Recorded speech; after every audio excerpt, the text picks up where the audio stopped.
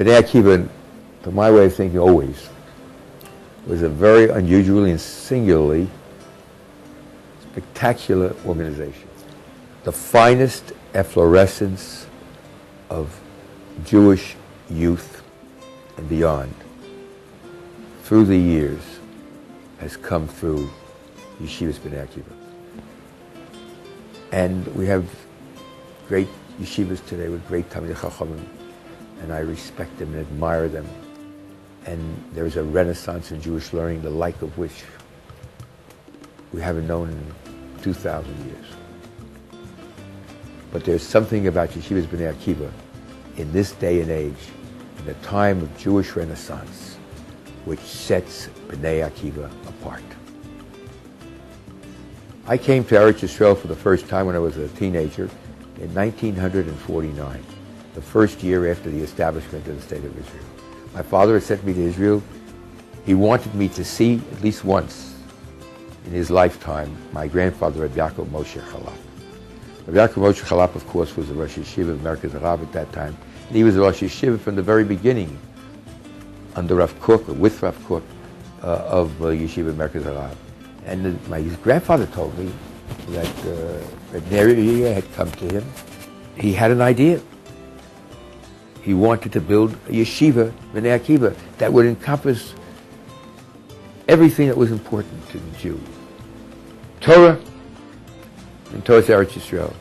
Eretz Yisrael exists today. The army, one of the most important parts of the army is the Hesder and that, which grew out of what Reb Neria did. What came to me is, especially as a surprise, was that my co-honored guests, Rabbi and Mrs. Jonathan Gross, have a very interesting tie with me. And although it's a tie that I never really was at the founding of that tie, but that tie was Nebraska, Omaha, Nebraska. One of my father's synagogues before he came to New York was Omaha, Nebraska. And of course the tie that he's a Muslim Chavar Yeshiva and he receives smicha from me is certainly also very, very important. I think the role of Yeshivas B'nai Akiva today in Eretz Yisrael is certainly as important as it ever was, but I very, very strongly and surely believe that it's even more important. It is probably the most dedicated element in Israel. The B'nai Akiva doesn't in any way segregate themselves from the rest of the community. It's part and parcel of that community.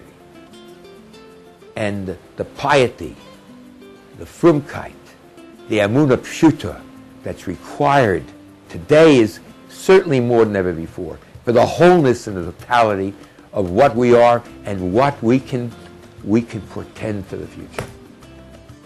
There are many important institutions, and we are beleaguered on all sides by institutions. And all of them are worthwhile. And it's hard to say one is more worthwhile than another. But if I had to separate between Kedushos, I would separate a few, and one of them I would certainly separate and say it's a Kodesh Kedoshim,